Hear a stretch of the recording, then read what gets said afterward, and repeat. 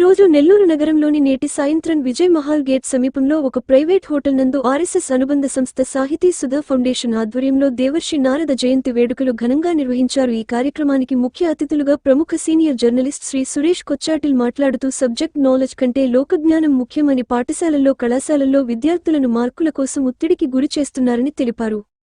తల్లిదండ్రులు పిల్లల అభిరుచి గురించి తెలుసుకోకుండా వారిని మెడిసిన్, ఇంజనీరింగ్ చేయమని ఒత్తిడికి గురిచేస్తున్నారని, ఈ పరిస్థితి మారాలని, పిల్లలని వారికి అభిరుచి కలిగిన విద్యని అభ్యసించేలాగా చొరవ తీసుకోవడం వల్ల వారు ఉన్నత స్థాయికి వెళ్తారు అని తెలియజేశారు.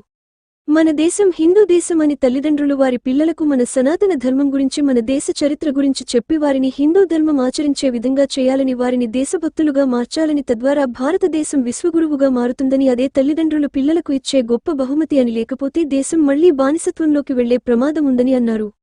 ఈ కార్యక్రమంలో లాయర్ వార్తాపత్రిక పాత్రికేయులు శ్రీ శివప్రభాత్ రెడ్డి, ఆర్ఎస్ఎస్ ప్రాంత ప్రచార ప్రముఖ్ శ్రీ బయ్యవాసు, ప్రాంత సంఘచాలక్ నాగిరెడ్డి హరికుమార్ రెడ్డి, కాకు మురళిరెడ్డి, సాహితీ సుధా ఫౌండేషన్ సభ్యులు తదితర అధిక సంఖ్యలో పాల్గొని విజయవంతంగా కొనసాగించారు. అనంతరం వచ్చిన ప్రతి ఒక్కరికి విందు ఏర్పాటు చేశారు. ఈరోజు నెల్లూరుకు వచ్చి ఇక్కడున్న సభని కొంచెం వాళ్ళ దగ్గర మాట్లాడి వాళ్ళకు కొన్ని సలహాలు ఇచ్చాను. నా వైపు నుంచి చిన్న ఎఫర్ట్, ఎందుకంటే నేను ఎక్కడ వెళ్ళినా కానీ చెప్తుంటాను, మన దేశం, మన ధర్మం గురించి మన గౌరవం ఉండాలి. మన పిల్లలకి, నెక్స్ట్ జనరేషన్ కి నేర్పియాల్సిన బాధ్యత. సో అందరికి మనం ఇక్కడ వచ్చిన ప్రతి ఏం చెప్తాను, మొత్తం కానీ ఎవరైనా ఈ ఆడియన్స్ ఉన్న ఎవరైనా కానీ వాళ్ళందరికీ చెప్పేది ఇదే, నేను మీరు మన దేశం గురించి గర్వం ఉండాలి, మన దేశం గురించి పిల్లలకి నేర్పియాలి, మన ధర్మం గురించి పిల్లలకి నేర్పిస్తే బాగుంటుంది.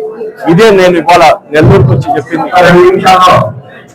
నారద జయంతి కార్యక్రమాన్ని అంతర్జాతీయ పత్రికా స్వేచ్ఛ దినోత్సవం జరుపుకోవడం చాలా సంతోషకరం. ఇది సాహితీ సుధా ఫౌండేషన్ వారు ఆనవాయితీగా ఈ కార్యక్రమం రాష్ట్రం మొత్తం నిర్వహిస్తున్నారని చెప్పి నిర్వాహకులు తెలిపారు. ఇది ఒక మంచి సంప్రదాయం. ఈ సంప్రదాయం ఇలాగే కొనసాగాలని, భవిష్యత్తులో మరిన్ని కార్యక్రమాలు ఇలాంటివి జరగాలని కోరుకుంటూ అందరికీ శుభాకాంక్షలు. ద్వారా అనేక సంవత్సరాలుగా నారద జయంతిని పురస్కరించుకొని పాత్రికేయ దినోత్సవం చేస్తున్నాం రాష్ట్రం మొత్తం పైన. ఈ కార్యక్రమంలో విశేష సేవలు అందించినటువంటి పాత్రికేయులకి సన్మానం చేసే ప్రక్రియ కూడా ఉండేది. దీని ద్వారా మేము తెలియజేసేది ఏంటంటే, ముల్లోకాల్ని సంచరిస్తూ ధర్మ కార్యం కోసం తమ జీవితాన్ని సమర్పించినటువంటి నారద జయంతిని పాత్రికేయ దినోత్సవంగా జరుపుకోవాలని చెప్పి, మన దేశంలో జరిపే ప్రతి పండుగ కూడా భారతీయ మూలాలు ఉండాలి. కాబట్టి భారతీయ మూలాలు ఉన్నటువంటి పాత్రికేయ దినోత్సవాన్ని మనం నారద జయంతిని పాత్రికేయ దినోత్సవంగా జరుపుకుంటున్నాము.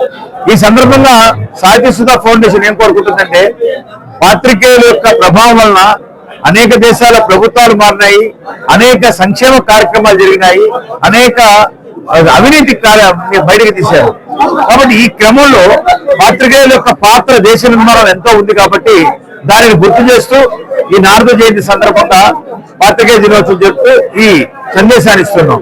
అంతేకాకుండా ఈ నారద జయంతి సందర్భంగా మేము పాత్రికేయ మిత్రులు కోరుకునేది ఏంటంటే, అనేక అవినీతి కార్యక్రమాలకి హిందువులు పవిత్రంగా భావించే పదాలు వాడుతున్నారు. ఉదాహరణకి కుంభకోణము, తీర్థము సేవించారు, శటకోపురం పెట్టారు, పంగనామాలు పెట్టారు, చెవులో పువ్వు పెట్టారు. ఇలాంటి హిందువుల అత్యంత పవిత్రమైన పదాలని ఒక అవినీతి కార్యక్రమాలు పోల్చేటప్పుడు వాడుతున్నారు.